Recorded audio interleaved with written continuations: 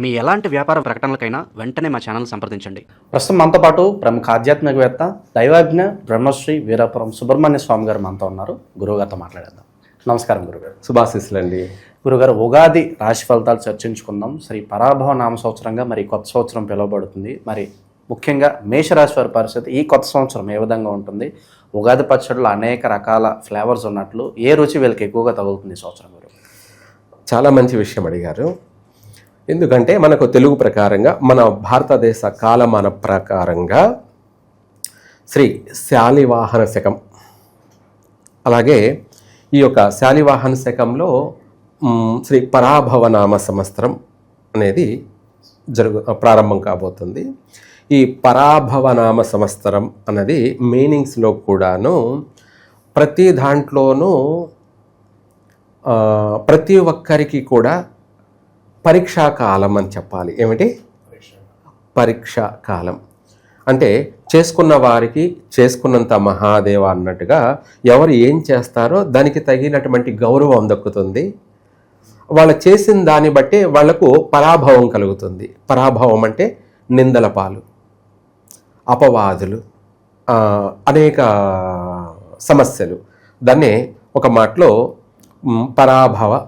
పరాభవం అంటే ప్రతి దాంట్లోనూ అవమానాల పాలు కావడం, అవమానించబడడం అనేది కూడా 100% వాస్తవం.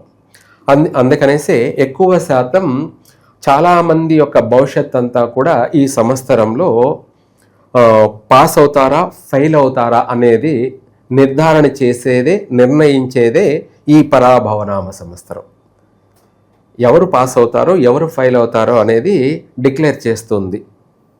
చిన్నపిల్లలు చదువుకుంటున్నారు, వాళ్ళు బాగా చక్కగా చదువుపైనే దృష్టి పెట్టి మంచి ఆలోచిస్తుంటే అది పాజిటివ్ అంటారు దాన్ని. అందుకు వాళ్ళకి అది చదివింది గుర్తుంటుంది. ఎగ్జామ్ రాశారంటే 100% వాళ్ళు 100కి 100 మార్కులు తెచ్చుకోగలుగుతారు.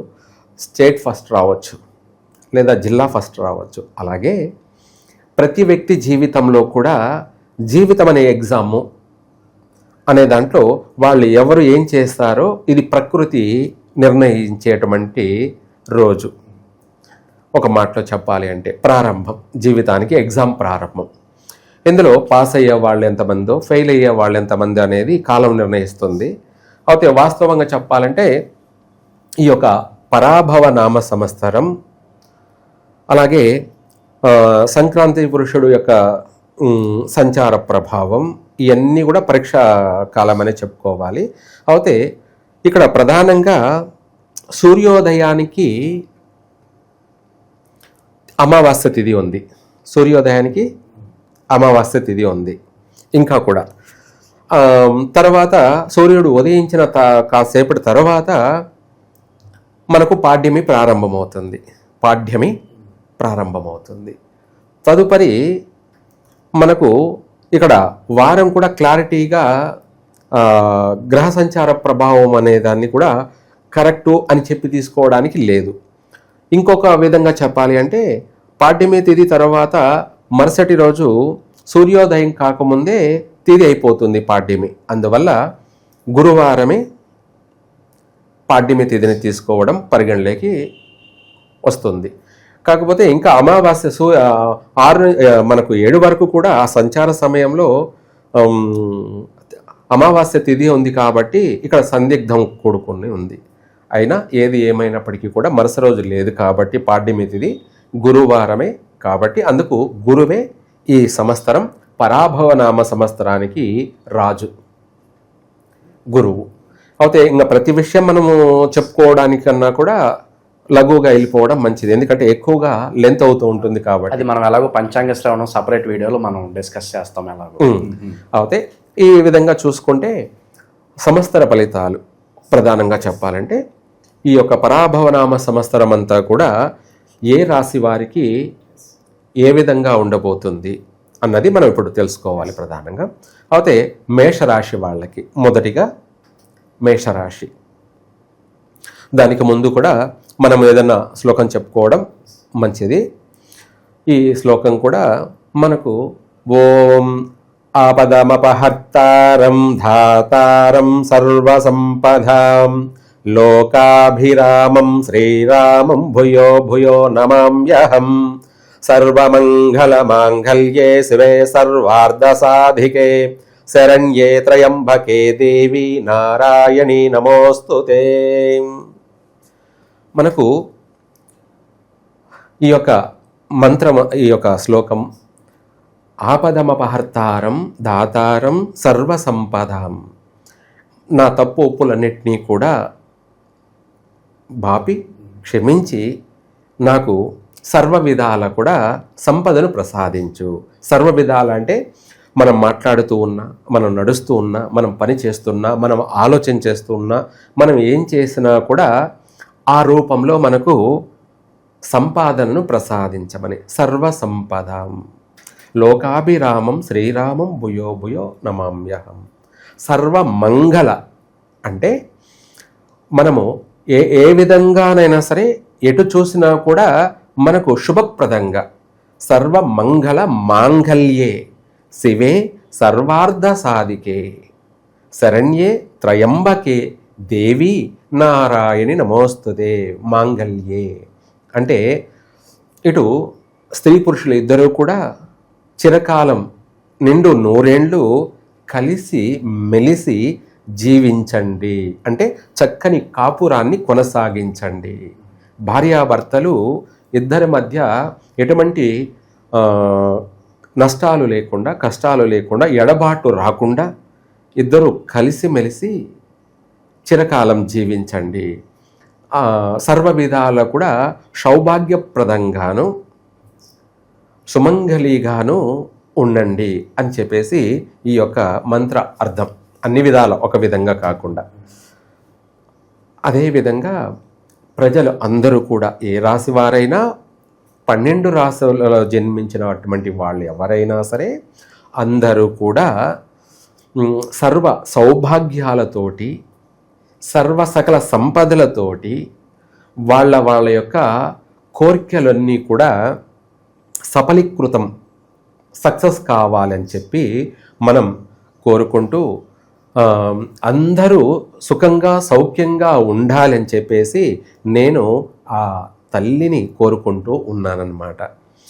మనము ఆ తల్లిని అంటే అమ్మవారి యొక్క అనుగ్రహాన్ని మనం ఎప్పుడైతే కోరుకుంటామో, అలాగే సర్వే జనా సుఖినో భవంతు అన్నది 100% సత్యం, వాస్తవం. అందరూ బాగుంటే మనం బాగుంటాము. ప్రజలందరూ సుభిక్షంగా ఉన్నారు అంటే నేను సంతోషంగా ఉంటాను. ఇది ప్రతి ఒక్కరూ గుర్తుపెట్టుకోవాల్సినటువంటి ప్రధానమైన విషయం. అలాగే మనకు ఇంకా రాశులలోకి వెళ్ళేటప్పుడు మొదటిగా మేషరాశి వారి ఆదాయ వ్యయాలు అంటే లాభం ఏమిటి, ఖర్చు ఏమిటి, ఇది 100% వాస్తవాలే. ఆ కారణం ఏమిటి అంటే ఆ గ్రహ సంచారాల యొక్క ప్రభావాన్ని బట్టి మనము సంఖ్యా ప్రభావం తీసుకుంటామన్నమాట. ఈ యొక్క సంఖ్యా ప్రభావం అనేది కూడా మనకు ఆదాయం ఈ సంవత్సరం అంతా కూడా ఎలా ఉండబోతుంది అనేది ప్రధానం. ఇక్కడ మనకు ఆదాయం మేషరాశి వాళ్ళకి 11 రూపాయలు ఆదాయం. అలాగే ఖర్చు మనము ఈ సంవత్సరం అంతా కూడా వ్యయం ఖర్చు చేసే దాంట్లో చూసుకుంటే 5 రూపాయలు ఖర్చు, 11 లాభము, 5 ఖర్చు. అంటే 11లో 5 రూపాయలు తీసేస్తే 6 రూపాయలు లాభదాయకంగా కొనసాగుతుంది. ఇది సంఖ్యాశాస్త్రం 6. ఈ 6 అనేది మేషరాశి వాళ్ళకి శుభప్రదము. ఏమిటి? శుభప్రదమైనటువంటి సంఖ్యగా పరిగణలోకి తీసుకుంటాం. 6 అనేది షణ్ముఖుడు అంటే కుజుడు, షణ్ముఖుడు సుబ్రహ్మణ్య స్వామి యొక్క సంఖ్యాశాస్త్రం. ఇది మేషరాశికి కూడా ఆయనే అధిపతి. మేషరాశికి ఆయనే అధిపతి కుజుడు అన్నమాట. మేషరాశికి, వృశ్చిక రాశికి 2 రాశులకి ఈయన అధిపతి. అయితే మేషరాశి వాళ్ళకి ఆదాయ వ్యయాలలో చూసుకుంటే ప్రస్తుతం అయితే ఒడిదుడుకులతో కూడుకొని ఉంది. ఒడిదుడుకులతో కూడుకొని ఉన్నప్పటికీ ఈ యొక్క ఉగాది నుంచి కూడా జూన్ తర్వాత వీళ్ళ యొక్క తలరాత 100% మారబోతుంది. ప్రస్తుతం కూడా బాగానే ఉంటుంది, కానీ ఇంకా ఆ తర్వాత కూడా విశేషంగా 3 పువ్వులు 6 కాయల్లా వీళ్ళ యొక్క వృత్తి ప్రకారంగా కావచ్చు, ఉద్యోగపరంగా కావచ్చు, వ్యాపార పరంగా కావచ్చు, అనేక విధాల కూడా సంతోషకరమైనటువంటి జీవనాన్ని గడుపుతారు. కుటుంబం అంతా కూడా కలిసిమెలిసి ఆనందంగాను సంతోషంగాను వీళ్ళ జీవనం అనేది విశేషంగా అభివృద్ధి చెందబోతుంది. సో ఏలినాటి శని తీవ్రత అంతగా బాధించదని చెప్పుకోవచ్చు అంటారా ఈ సంవత్సరం? చాలా మంచి విషయం అడిగారు. ఏలినాటి శని ప్రభావం ఉన్నప్పటికీ 1000 స్థానంలో ఉన్నాడనమాట, 12వ ఇంట. అయితే దీని ప్రభావం కూడా ఆర్థిక పరమైనటువంటి విషయాలపైన పెద్దగా నష్టం లేదు, పెద్దగా నష్టం అయితే లేదు. ప్రస్తుతము కూడా బాగానే ఉంటుంది. అలాగే మనం ఇందాక చెప్పుకున్నట్టుగా గురువు 3వ స్థానంలో ఉన్నాడు. ఆ తర్వాత 4వ స్థానంలోకి గురువు ప్రవేశిస్తాడు. అప్పుడు వీళ్ళ పంట పండుతుంది మేషరాశి వాళ్ళకి. ఏమిటి ఆ పంట పండడం అంటే, ఎవరికైనా సరే, ఏ రాశి వారికైనా సరే, ప్రతి ఒక్కరికి కూడా, సమాజంలో ఉన్నటువంటి అందరికీ కూడా అభివృద్ధి అన్నది ఏమిటి అంటే, వాళ్ళు చేసే ప్రతి పనిలోనూ కలిసి రావడం, అదే వాళ్ళు కోరుకుంటారు. రాత్రికే నేనేమి కోటీశ్వరుడు కావాలని ఎవరు కోరుకోరు. నేను చేసే పని సక్సెస్ అవుతే చాలు అనేది ప్రతి ఒక్కరి కోరిక. అందులో భాగంగా వీళ్ళు ఇప్పుడు చేసే ప్రయత్నం ఈ ఉగాది నుంచి ఏ పని అయితే ప్రారంభం చేస్తారో, ఏ ప్రయత్నం అయితే చేస్తారో, కొంతమందికి వెంటనే నెరవేరుతుంది, కొంతమందికి నెరవేరకపోవచ్చు, ఆలస్యం జరిగే అవకాశము ఉంది. ఆ ప్రయత్నాలు ఏదైనా సరే అయితే ఆ ప్రయత్నం చేసి జరగని వాళ్ళు ఉన్నారు కదా, వీళ్ళకి కూడా జూన్ తర్వాత జూలై నుంచి 100% మిగతా వాళ్ళ యొక్క అనుకున్న పనులన్నీ కూడా నెరవేరుతాయి. కొంతమందికి వెంటనే ప్రారంభంలోనే నెరవేరుతుంది, కొంతమందికి ద్వితీయార్థంలో నెరవేరుతుంది. అయితే ఈ యొక్క పనులు ఏమిటి అంటే, ఇంటి కళ నెరవేరుతుంది. ఇంటి కళ అంటే సొంత ఇంటి కళ నెరవేరుతుంది. 100% ఎక్కువ శాతం ఓవరాల్గా చూసుకుంటే గృహయోగం అనేది ఎక్కువ శాతం అందరికీ కూడా ఈ సంవత్సరంలో సొంత ఇంటి కళ నెరవేరుతుంది, కొంటారు కూడా. అది వాళ్ళు పూర్తిగా డబ్బులుండి కొంటున్నారా లేకపోతే లేదా అనేది పక్కన పెట్టేస్తే, లేకపోయినా కూడా ఏదో ఒక రకంగా కలిసి రావడము, వాళ్ళ దగ్గర ఉన్నటువంటి కొద్దిపాటి సొమ్ముతోటి మళ్ళీ బ్యాంకు లోనుకు వెళ్ళి, రుణాలకైనా వెళ్ళి లోన్ తీసుకొని ఇంటిని కొంటారు కంపల్సరీగా. ఎందుకు అంటే గృహయోగం అనేది ఉంది కాబట్టి. అలాగే రుణాలు కూడా సక్సెస్ అవుతాయి, బ్యాంకు రుణాలు పుడతాయి, ఇల్లు కొంటారు, గృహప్రవేశం కూడా చేస్తారు తప్పకుండా. ఈ సంవత్సరం మొత్తం మీద ఎక్కువ శాతం మేషరాశి వాళ్ళు గృహయోగాన్ని పొందుతారు. పొందేసి ఆనందంగా సంతోషంగా ఇంటి ఎల్లపాది కూడా ఒక ప్రశాంతమైనటువంటి మనశ్శాంతితో కూడుకొని పీస్ఫుల్గా ఎవరు ఇళ్లలో వాళ్ళు రాజాలా జీవిస్తారు. ఇంకా మనం చేసిన రుణానికి నెల నెల ఈఎంఐ కట్టుకుంటూ వాళ్ళ యొక్క జీవితానికి సొంత ఇల్లు ఒకటి ఉంది కదా అనే ఒక సాటిస్ఫై అనేది ప్రతి ఒక్కరికి కలుగుతుంది. ఎలాగో ఇప్పుడు మనము నెల నెల రెంట్ అవుతే కట్టాలిగా,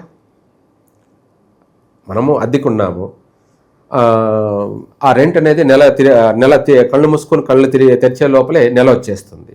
ఆ నెలాబోదు కంపల్సరిగా ఒక్కరోజు అటు ఇటైనా సరే మనము రెంట్ కట్టాలి. అదే ఈఎంఐ కట్టుకోవచ్చు. ఇంకా కాస్త అంతో ఇంతో ఎగేసుకొని చేతి నుంచి మనము ఈఎంఐ కట్టచ్చు. కట్టామంటే మన ఇంట్లో మనము ధైర్యంగా ఉంటాం. ఇది మన ఇల్లు, మన సొంత ఇల్లు, ఎవరు అడిగేది రేపు లేదు. అదే అద్దెంట్లో ఉంటే అన్నీ వాడు ప్రతిదీ మీకు కూడా కొట్టనేడు, అన్నీ అడగాలి, అన్నీ చేయాలి. మనం ఏం చేస్తున్నా కూడా తొంగి చూస్తూ ఉంటాడు ప్రతిదీ కూడా. మా ఇంట్లో మీరేం చేస్తున్నారని. అలాంటి యొక్క టెన్షన్ అనేది లేకుండా పోతుంది. వీళ్ళు ప్రశాంతంగా ఉంటారు, మనశ్శాంతిగా ఉంటారు అన్ని విధాలు కూడా. ఇదొకటే కాకుండా ఈ యొక్క ఉగాది నుంచి ఆదాయ వ్యయాలు అనేది మనం ఇప్పుడు చర్చించుకుంటున్నాం. ఆదాయ వ్యయాలలో మొత్తం మీద ఓవరాల్గా లాభసాటిగా సంవత్సరం అంతా చూసుకుంటే వీళ్ళు సంపాదన అన్నది సంపాదించిన దానికి కాను ఒక గుర్తింపు అనేది ఇల్లు అని కావచ్చు, లేదంటే వాహన యోగం కూడా కలుగుతుంది. వాహన రూపంలో కావచ్చు, గృహ రూపంలో కావచ్చు, లేదంటే నగల రూపంలో కావచ్చు, లేదా వ్యవసాయ పొలాల రూపంలో కావచ్చు, లేదంటే ఇంకా ఏదైనా కంపెనీలు వ్యాపార సంస్థల రూపంలో కావచ్చు. మొత్తం మీద వీళ్ళకి ఒక ప్రాఫిట్, ఒక ప్రూఫ్ అనేది ఈ సంవత్సరంలో ఎప్పటికీ కూడా జీవితంలో గుర్తుండిపోయేలాగా వాళ్లకు ఒక తీయటి కళ నెరవేరుతుంది. ఇది 100% మేషరాశి వాళ్ళందరికీ కూడా జరిగి తీరుతుంది. ఆ విధంగా మనము సంపాదించింది అక్కడ నిలవ ఉండిపోతుంది. అదే లాభసాటి. 6 రూపాయలు లాభసాటి అన్నది మనకు 1 కోటి రూపాయలు ఇల్లు మినిమం, అది అక్కడ మనకు ప్రూఫ్ అనేది కనపడుతుంది, నిలబడిపోతుంది. అదే మన ఆదాయం, అదే మన లాభము, ఆదాయం రెండు కూడా అదే రూపంలోనే ఇంకా కూడా ఎక్కువగా అధికంగా ఈ యొక్క మేషరాశి వాళ్ళు వివాహ ప్రయత్నాలు వెంటనే కలిసి వచ్చే అవకాశం బాగుంది, అవుతుంది కూడా. రెండవది, ఈ మేషరాశి వాళ్ళకి వివాహ జీవిత భాగస్వామి వల్ల కూడా కలిసే వస్తుంది. అంటే మనం వివాహ ప్రయత్నాలు చేసి వివాహం చేసుకుంటున్నటువంటి మన జీవిత భాగస్వామి, మనకు రాబోయేటువంటి భార్య వల్ల కూడా వీళ్లకు మేషరాశి వాళ్ళకి అధికంగా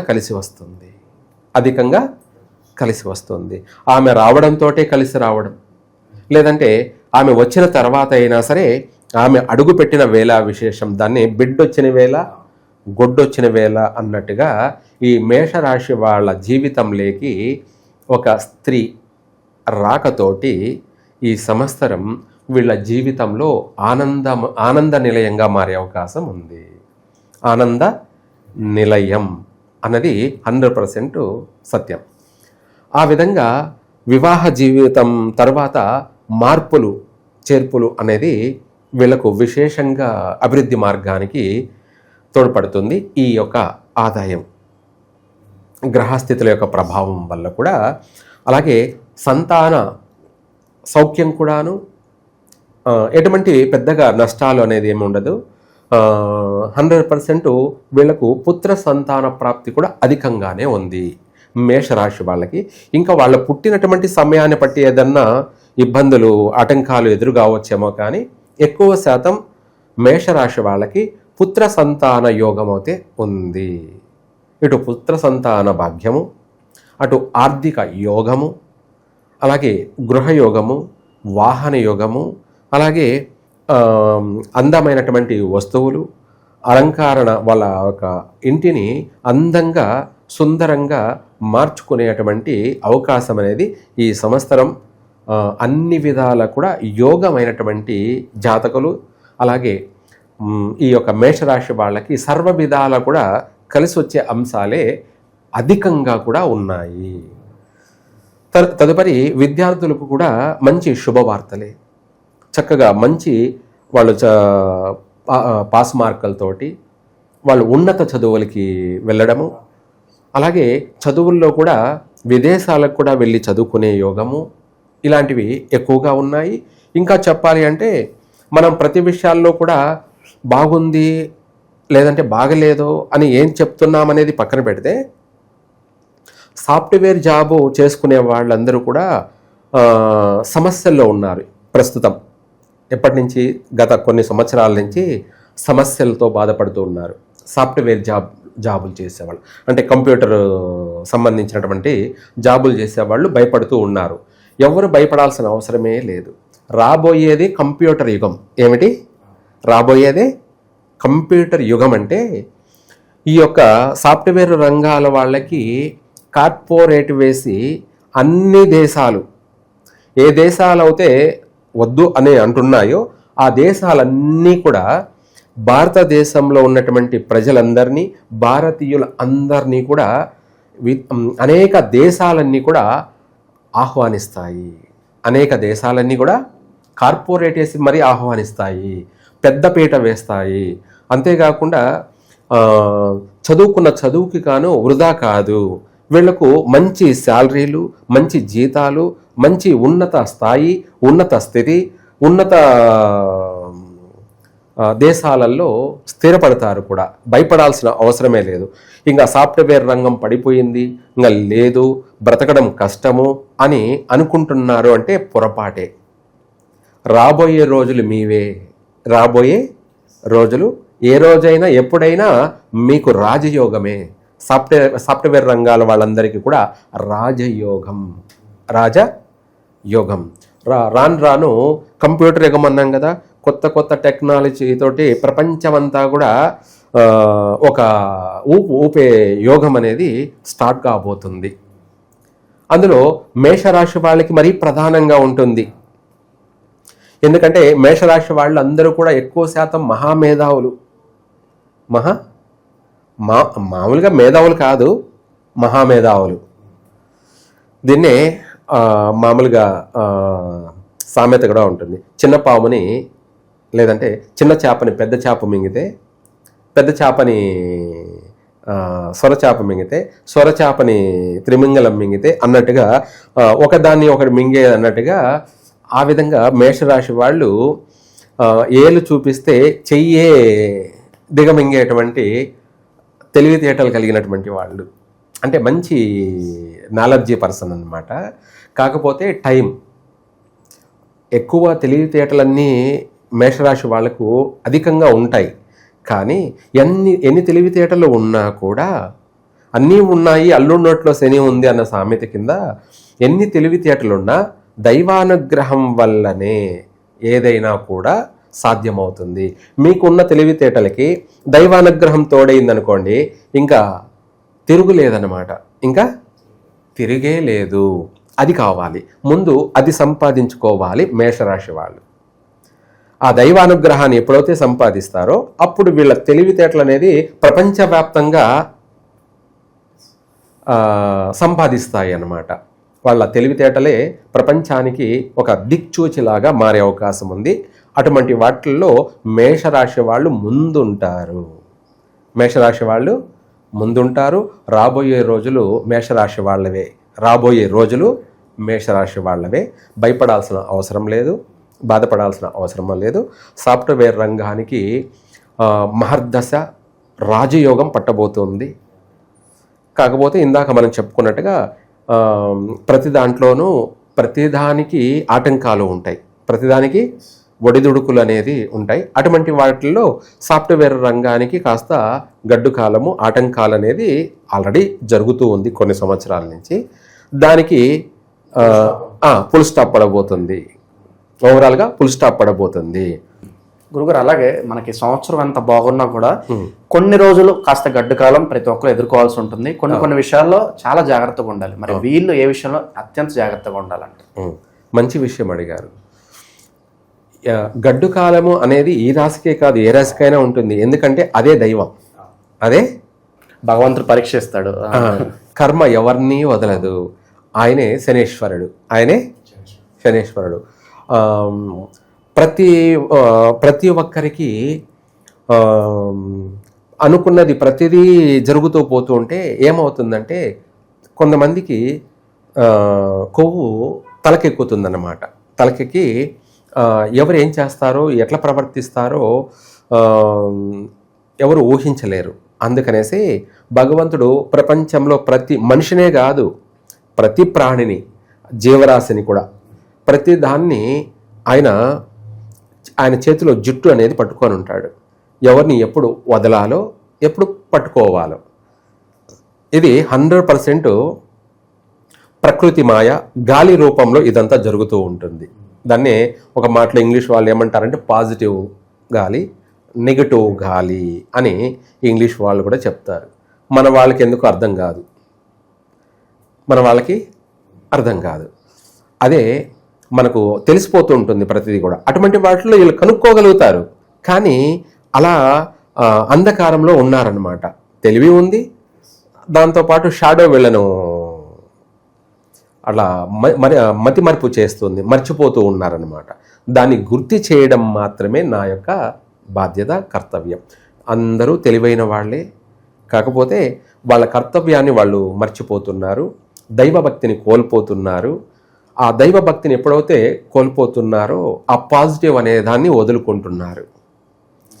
ఆ దైవభక్తిని మనం ఎప్పుడైతే పెంపొందించుకుంటూ వస్తుంటామో అదే మనకు పాజిటివ్ గాలి, అదే మనకు పాజిటివ్ గాలి. ఇంకా చెప్పాలి అంటే ప్రతిరోజు ప్రతి ఒక్క మనిషి పాపాలు, నేరాలు, ఘోరాలు చేస్తూనే ఉన్నాడు. కాకపోతే చెప్పడు, ఏమని నేనేం చేయలేదే అని అంటాడు. ప్రతిరోజు చీమకు హాని కలగజేస్తున్నాడు, లేదంటే దోమలకి హాని కలగజేస్తున్నాడు. దోమల్ని బ్యాట్తో కొట్టడము, చంపేయడం చేస్తుంటాడు. అది ప్రాణే, కాకపోతే అది మనల్ని కరుస్తుంది, మన రక్తం దాగుతుందని మనం దాన్ని కొట్టి చంపేస్తున్నాం.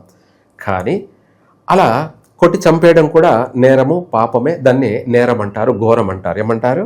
నేరం, ఘోరం. అలా మనిషి ఏ రూపంలోనైనా సరే ఏదో ఒక హాని కలగ చేస్తూనే ఉన్నాడు. ఏది ఏమైనా అది మనల్ని కరిచింది అనేది పక్కన పెట్టేస్తే దాన్ని మనం చంపాం. అది మనల్ని కరిచింది, దాన్ని మనం చంపేస్తాం. అది పాపమే కదా. ఏమిటి? చంపడం పాపమేగా.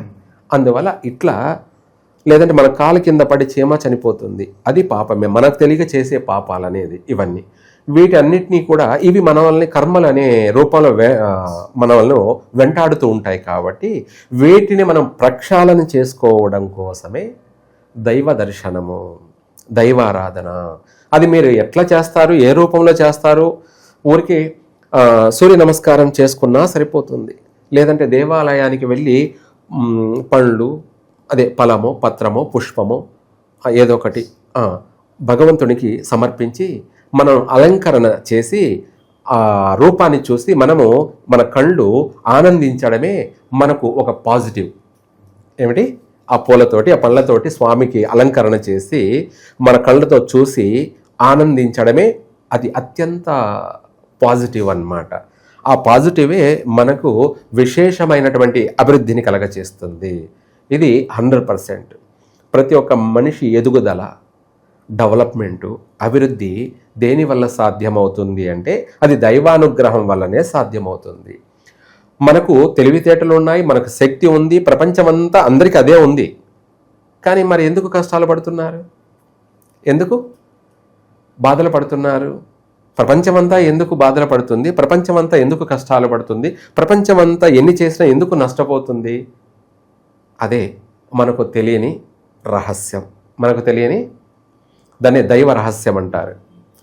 ఎందుకు చేస్తున్నాడు అంటే మనిషికి గర్వము, అహంకారము అనే ఉన్మాదం ఎక్కువైపోయినప్పుడు మనము నేరాలు, ఘోరాలు విపరీతంగా కూడా చేసేస్తాం. ఎందుకంటే మన అభివృద్ధి కోసం తప్పు లేదని చేసుకుంటూ పోతుంటాం.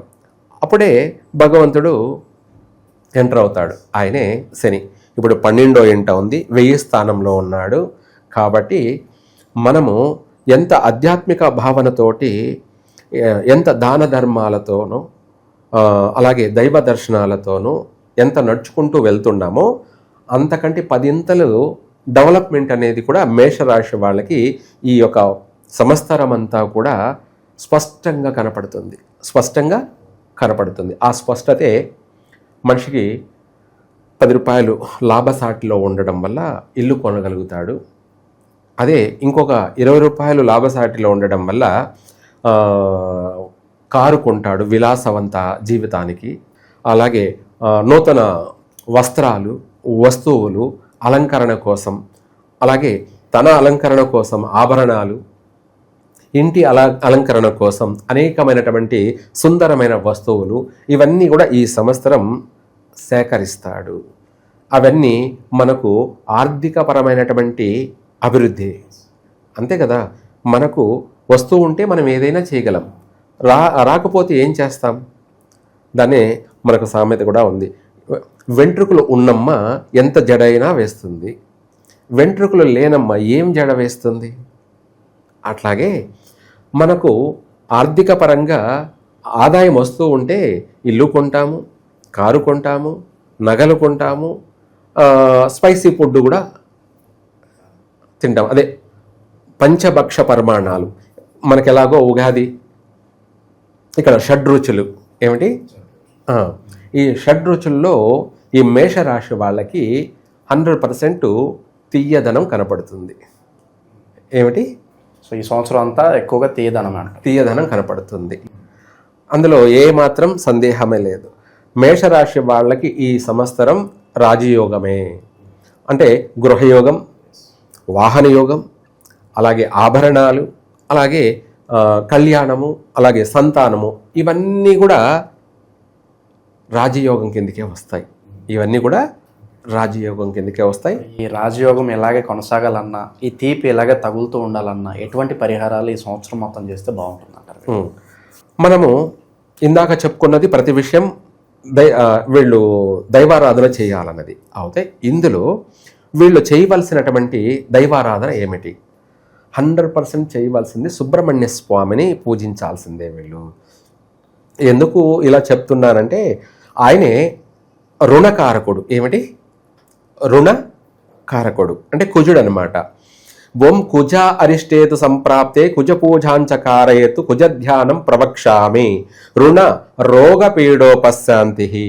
ఈ యొక్క రుణ బాధలన్నీ కూడా వైదొలిగిపోవాలి. రోగ బాధలు అంటే రోగ పీడిత అవన్నీ కూడా నన్ను పీడించవద్దు, అవి వైదొలిగిపోవాలి. నేను సంపూర్ణ ఆరోగ్యంతో ఉండాలి, నేను సంపూర్ణమైనటువంటి ఆర్థిక అభివృద్ధిలో జీవించాలి అని ఆ యొక్క మంత్ర యొక్క అర్థం. ఆ రాస్యాధిపతి ఆయనే. ఎవరు? కుజుడు. ఆయనే సుబ్రహ్మణ్య స్వామి. అధిదేవత అనొచ్చు, లేదంటే ప్రత్యక్ష దేవత అనొచ్చు, అన్నీ కూడాను. అలాగే అధిదేవత, ప్రత్యక్ష దేవత అంటే మనకు ఇక్కడ ప్రత్యక్షంగాను మనకు పరోక్షంగాను రెండు విధాల కూడా ఈ రాశి వాళ్ళకి, మేషరాశి వాళ్ళకి సుబ్రహ్మణ్య స్వామి పరమావధి. కాబట్టి ఈయనను 100% వీళ్ళు మేషరాశి వాళ్ళు సుబ్రహ్మణ్య స్వామిని ఆరాధించడము, సుబ్రహ్మణ్య స్వామిని పూజించడము, అందులో కూడా ప్రత్యేకంగా స్పెషల్గా ఏదైనా సరే హోమాలు కూడా చేసుకున్నట్టయితే ఆర్థిక పరంగా అప్పుల బాధలన్నీ వైదొలిగిపోయి మళ్ళీ వీళ్ళే 10 మందికి అప్పు ఇచ్చే స్థాయికి ఎదుగుతారు. అంటే వీళ్ళే 10 మందికి సహాయం చేసే స్థాయికి అనేది ఈ సంవత్సరంలోనే చేరుకుంటారు, ఎదుగుతారు కూడా. లేదా అప్పుల బాధలు తీరిపోయినా చాలు, అదే 10,000. ప్రతి ఒక్కరికి అప్పులు లేకున్నా ఉంటే అతనే సంపన్నుడు, అతనే 100% సంపన్నుడు. అప్పులు లేనివాడు రాజయోగి అన్నట్టుగా అన్నిట్లోనూ తను చక్రవర్తే. కాబట్టి వీళ్ళు సుబ్రహ్మణ్య స్వామిని ప్రతిరోజు దర్శనం చేసుకోవచ్చు.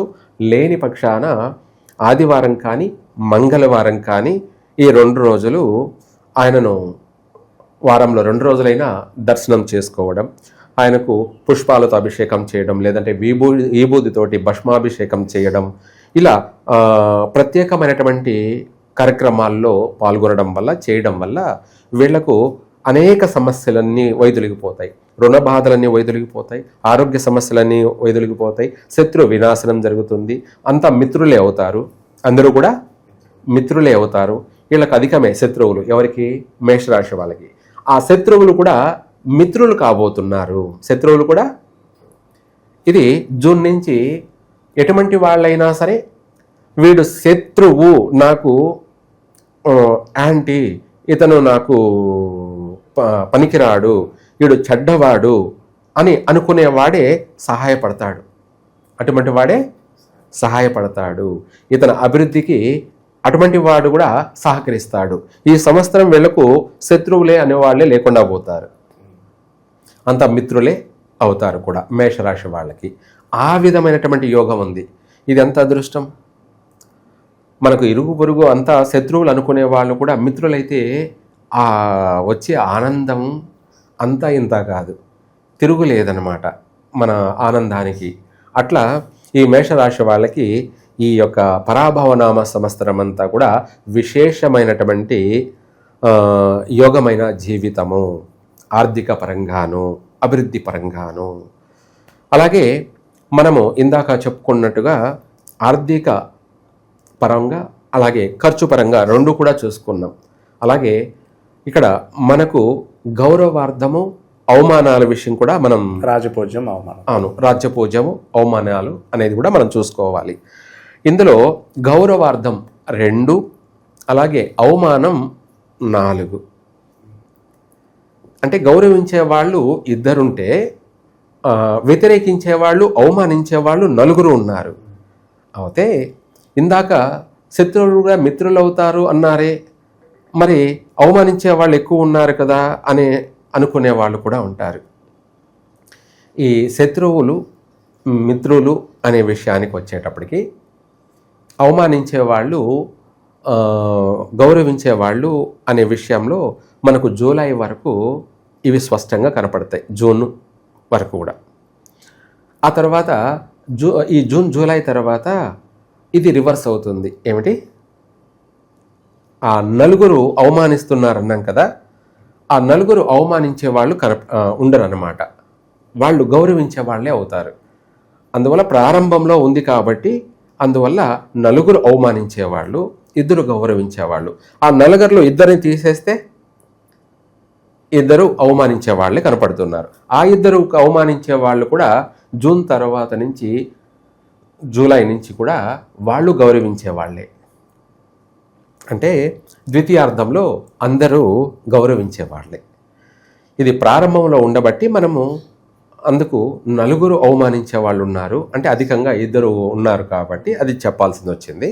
ఆ తర్వాత ఆ 2 కూడా ఉండరు, 4 గౌరవించే వాళ్ళే. కాబట్టి మేషరాశి వాళ్ళకి ద్వితీయార్థంలో విశేషమైనటువంటి సన్మానాలు, సత్కారాలు, ప్రశంసలు, వీళ్ళ యొక్క చేసే పనికి గుర్తింపు, విలువ, అనేక విధాలకు కూడా వీళ్ళను పొగడ్తలతో స్నానం, ఏమిటి పొగడతలతో స్నానం అన్నమాట.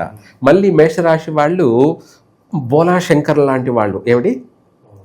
అవును, నువ్వు పొగిడావంటే వాళ్ళు ఏమైనా చేస్తారు. నువ్వు పొగిడావంటే చాలు, ప్రాణం ఇవ్వడానికైనా రెడీ. అలాంటి మనస్తత్వం. మళ్ళీ వాళ్ళని మనము ద్వేషించాము, వ్యతిరేకించామంటే ఇంకా వాళ్ళు నిద్రపోరు. మనల్ని ఏదో ఒకటి చేయాల్సిందే, వీళ్ళని ఏదో ఒకటి చేయాలి, చేయకపోతే వాళ్ళకి నిద్ర రాదు. ఇంకా క్షణక్షణం కూడా వాళ్ళు నిద్రపోరు. అటువంటి మళ్ళీ మనస్తత్వాలు మేషరాశి వాళ్ళందరూ కూడా 100% అంతే. గౌరవిస్తే ప్రాణం ఇస్తారు, ద్వేషిస్తే ఇంకా మనల్ని అనేక విధాలు కూడా చిత్రహింసలు పెట్టేటువంటి మనస్తత్వమే వాళ్ళది. 2 ఉంటాయి వాళ్ళలో, మంచి ఉంటుంది, చెడు ఉంటుంది. మంచి ఎంత ఉందో అంతకంటే డబల్ చెడుగుడుగా ఉంటుందన్నమాట. ఇదే అక్కడ వాళ్ళ లక్షణాలు. అందుకనేసి వాటిని కూడా సరి చేసుకోవడానికి ఈ యొక్క సుబ్రహ్మణ్య స్వామిని ఆరాధించడం వల్ల ఆటోమేటిక్గా గౌరవార్థం పెరుగుతుంది. 10 మందిలో సంఘంలో గౌరవము, ప్రతిష్టలు, పేరు ప్రఖ్యాతలు, కీర్తి అనేది వ్యాపిస్తుంది. అంతే కదా. ఇప్పుడు నేనే ఉన్నాను, సపోజు 10 మంది నన్ను గౌరవించడం, చూడడము మొదలు పెడితే, అదే 100 మంది చూస్తే, 100 మంది గౌరవిస్తే అది నా పేరు ప్రఖ్యాతులు అనేది అంచెలంచెలుగా డెవలప్మెంట్ కావడమే. ఆ విధంగానే మేషరాశి వాళ్ళ జీవితం కూడా అందరూ వాళ్ళని గౌరవించడంతో వాళ్ళ ఆనందానికి, వాళ్ళ సంతోషానికి అవధలే ఉండవు. ఆ విధంగా ఈ పరాభవనామ సంవత్సరం అయితే ఈ మేషరాశి వాళ్ళకి విశేషమైనటువంటి యోగం అని చెప్పాలి. ఇంకా మొత్తం మీద ఓవరాల్గా చూసుకుంటే చిన్న చిన్న ఆటంకాలు ఒడిదుడుకులు అనేటివి ఉన్నాయి. అవి ప్రారంభంలోనే ఉన్నాయి, తర్వాత అంతగా ఉండవు. చక్కగా అన్ని విధాలా కలిసి వస్తుంది, విద్యార్థులకి కలిసి వస్తుంది. నూతన వ్యాపారాలన్నీ కూడా అనుకూలంగానే ఉన్నాయి. అలాగే వివాహ యోగము కలిసి వస్తుంది. అటు నిశ్చయతాంబూలాలు పుచ్చుకోవడం, ఇటు అనుకున్న సమయానికి వివాహం కావడము, అలాగే అధిక ఆలస్యం కలిగినటువంటి వాళ్ళకి కూడా వివాహం అనేది నిశ్చయమైపోతుంది. అలాగే వీళ్ళ ఇంట్లోనే వివాహ కార్యక్రమాలు జరగడం కానీ, లేదంటే వీళ్ళతో పాటు ఇతర వివాహ కార్యక్రమాల్లోనూ పాల్గొనడం, విందులు వినోదాలలోనూ పాల్గొనడం, అలా 3 పువ్వులు 6 కాయల్లా సంతోషకరమైనటువంటి జీవితాన్ని అనేది ఈ మేషరాశి వాళ్ళు గడపబోతున్నారు. మొత్తం మీద ఈ సంవత్సరం ప్రారంభంలో చిన్న ఒడిదుడుకులు ఉన్నప్పటికీ ఓవరాల్గా అధికంగా శుభాలే ఎక్కువగా ఉన్నాయి. అన్నిట్లోనూ అన్ని రంగాలలోనూ మేషరాశి వాళ్ళు స్థిరపడతారు. సో మీరు చెప్పినట్లుగానే మేషరాశి వాళ్ళందరికీ కూడా ఈ సంవత్సరం ఎక్కువగానే తీపే తగలాలి, మంచి ఫలితాలు ఉండాలని చెప్పి మనస్ఫూర్తి కోరుకుందాం గురుగారు. ధన్యవాదాలు. సర్వే జన సుఖినో భవంతు.